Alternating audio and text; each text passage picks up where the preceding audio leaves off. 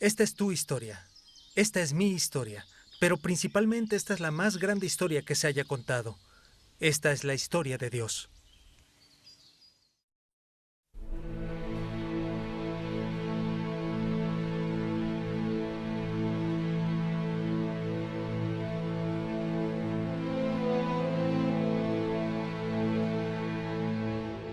Pablo, apóstol de Cristo Jesús por mandato de Dios, nuestro Salvador, y de Cristo Jesús nuestra esperanza. A Timoteo, mi verdadero hijo en la fe. Que Dios el Padre y Cristo Jesús nuestro Señor te concedan gracia, misericordia y paz. Al recordarte de día y de noche en mis oraciones, siempre doy gracias a Dios, a quien sirvo con una conciencia limpia como lo hicieron mis antepasados.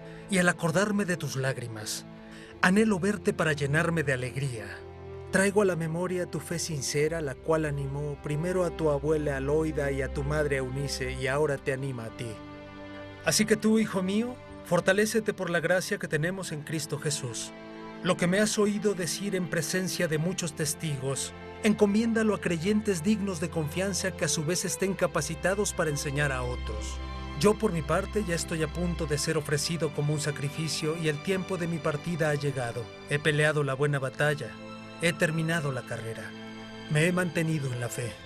Por lo demás me espera la corona de justicia que el Señor, el juez justo, me otorgará en aquel día, y no solo a mí, sino también a todos los que con amor hayan esperado su venida. Sesión 30. Los días finales de Pablo. Se cuenta una historia acerca de un grupo de niños que fueron a visitar a un famoso escultor.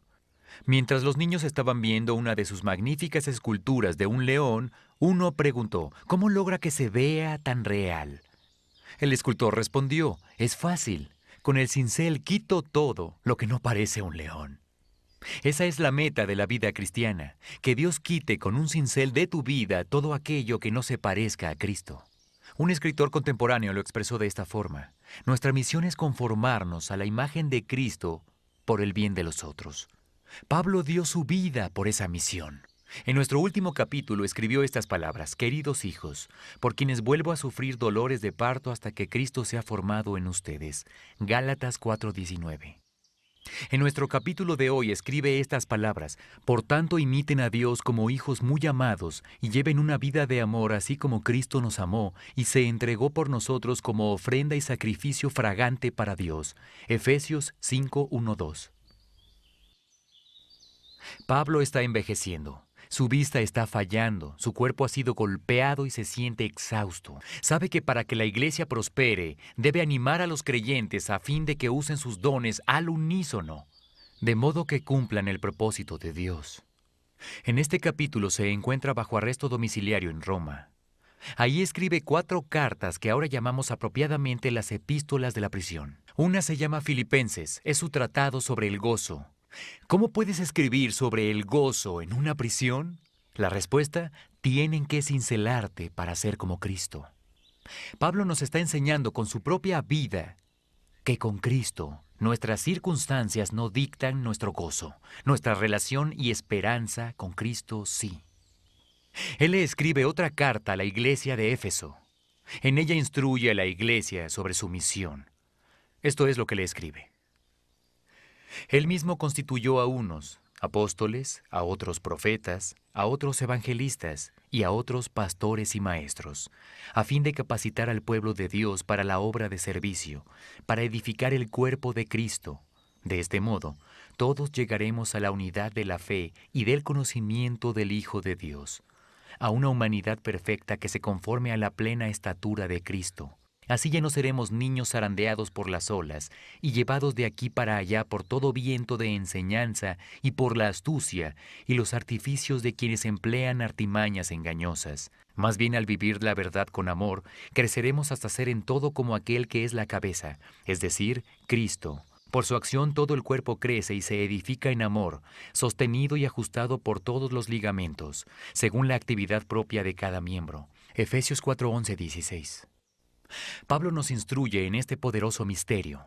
Colectivamente somos el cuerpo de Cristo. Debemos unirnos como uno solo, una comunidad totalmente unificada. Un cuerpo, un espíritu, una esperanza, un Señor, una fe, un bautismo, un Dios y Padre de todos.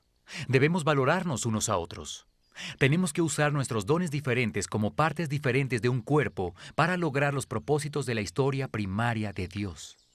Se trata de una analogía rara, pero Pablo dice que debemos crecer y madurar para que el tamaño y la salud del cuerpo concuerden con el tamaño y la perfección de la cabeza, que es Cristo.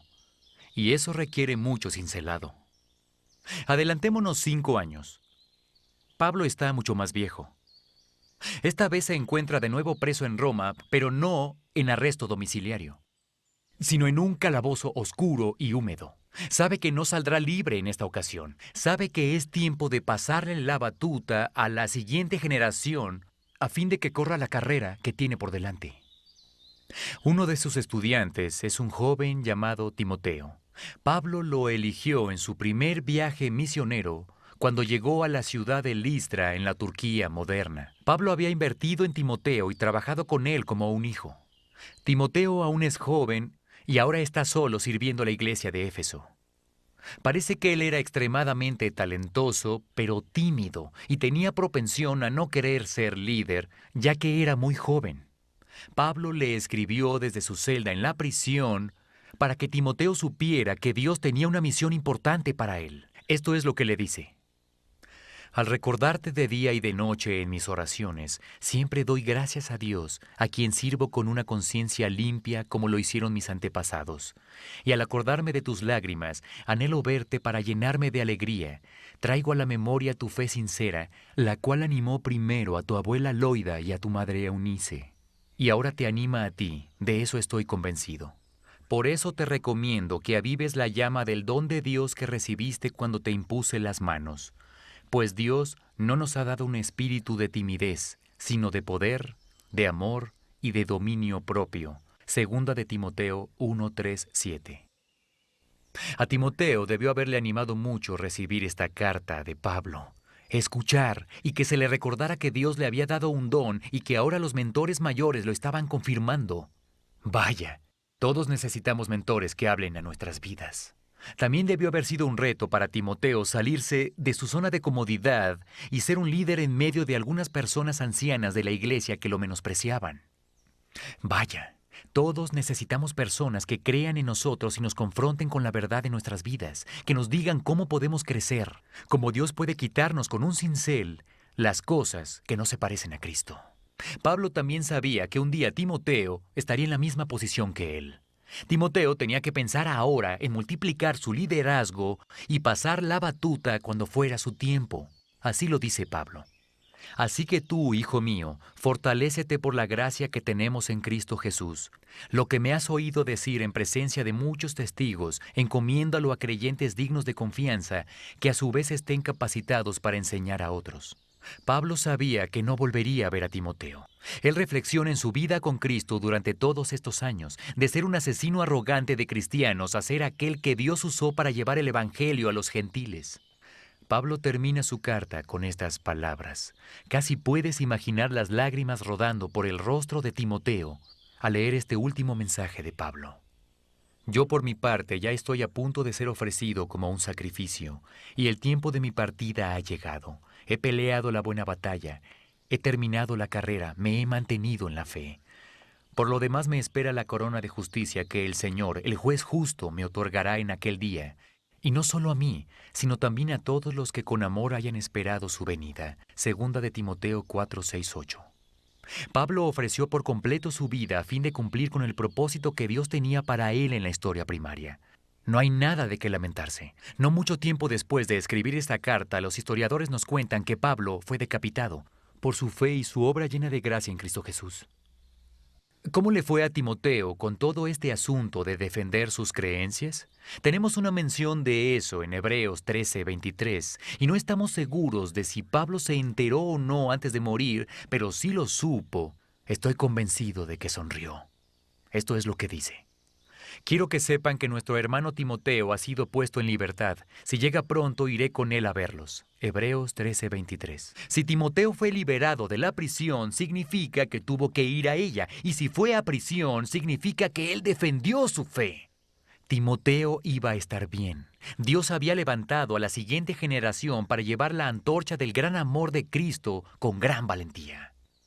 Como verás en el siguiente capítulo, la historia de Dios no ha terminado. Esto quiere decir que somos personajes en la historia de Dios, y aquí es donde encajamos en ella. Los que aceptaron el Evangelio de Cristo se han convertido en parte de esta nueva comunidad, llamada Iglesia.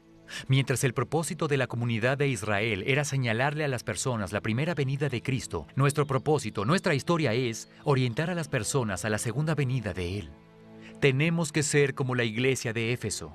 Necesitamos ser uno. Necesitamos permanecer juntos en la misión común de Cristo. Necesitamos individual y colectivamente alinear nuestras vidas con el plan de la historia primaria.